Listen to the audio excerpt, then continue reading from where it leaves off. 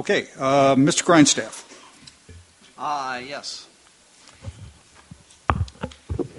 First, I want to go ahead. Joe, the red button has to be up, or it's down, one of the two, whichever in the Dickens it is. Has to be down, but it's not down. working. Okay, get closer to the mic so people can hear you.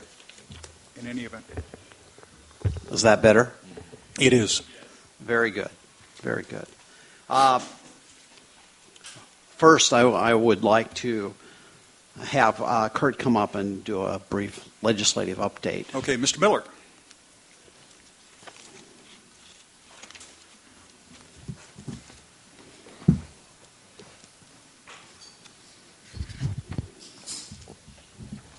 Good morning, members. Is this active? Yep. Okay. Mr. Miller. Run through a few items of interest to the council. The Assembly and Senate budget subcommittees have approved our budget for the fiscal year 12-13. As of this point, we won't have to go to conference committee on any items, and there was no discussion. They were vote only. This was a result of your brilliant presentation to both committees? Actually, they wouldn't let me speak. Yes, so that's included within the range of... Right. You know, over there, the less said, the better. Instead of trouble. Senator Wolk's bill, SB 1495, which I mentioned in our last meeting, proposes to include a couple exemptions to our covered actions statute. We've met with her staff and the proponents of the bill, which are folks at the Port of Stockton. We had a good meeting yesterday. There are some things that need clarification on as far as the wording of the bill, and some points that need clarification on exactly what kind of projects they are doing that they are trying to exempt from the covered action universe. We're going to meet and confer again. We'll keep you advised about the progress of the bill and any changes in the wording or anything. It's a rather technical discussion that we had, and it's somewhat complicated, but we'll work it out and keep you advised of what's going on. In your packets today is the revised draft of the Delta Plan Adoption Report that it's due to the legislature tomorrow. We took your edits from the last meeting and incorporated those.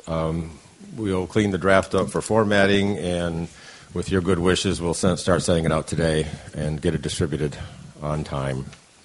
And finally, the zero-based budget report package was sent on time by our office over to Department of Finance a week ago Monday. They still haven't dealt with their review of the product, so that will not be sent to the legislature by the March 31st deadline, we were told yesterday. When they do get it back to us, we'll make sure we get a package put together and distributed according to the people that need it. So, you may want to remind people we were required under the law to develop this. We ended up with a really good set of data on proposed spending and spending that's going to be rolling over from year to year based on the appropriations for the CalFed-related programs that are still in the state budget. And it's a good set of data. We may find those useful in our finance plan development down the line because it's current, it's rather detailed, and it's good stuff. So. Okay. Other comments or questions by members? Kurt, can I just ask you, I think I mentioned this last time, but Senator LaMalfa has a bill which is, I guess, the second of these measures which give to wastewater authorities, as best I can determine it, the possibility of essentially getting statutory water rights or water rights from the Water Board for the wastewater that they're legally obligated to treat before it goes back into a river or stream. And I think it's Assemblyman Dickinson got something for the Sacramento Regional County Sanitation Plant. Mm-hmm. This bill is identical to the Dickinson bill in intent. What I'm curious about is what are the policy implications for the co-equal goals for the water and ecosystem requirements of should wastewater districts statewide start using this approach as a way to reduce their cost. What does it do to the complicated problem of a reliable water supply for purposes and a improved delta ecosystem? I don't know the answer to it, but I noted it when Assemblyman Dickinson's bill came up, and this just reminded me, this is likely to be I know the motivation. It's a way to raise some money to pay for improved cost of a wastewater treatment system. But as I understand it, the wastewater districts of California do not have their own water rights. Now, I may have that wrong. That'd be a legal question. In general, I think that's true.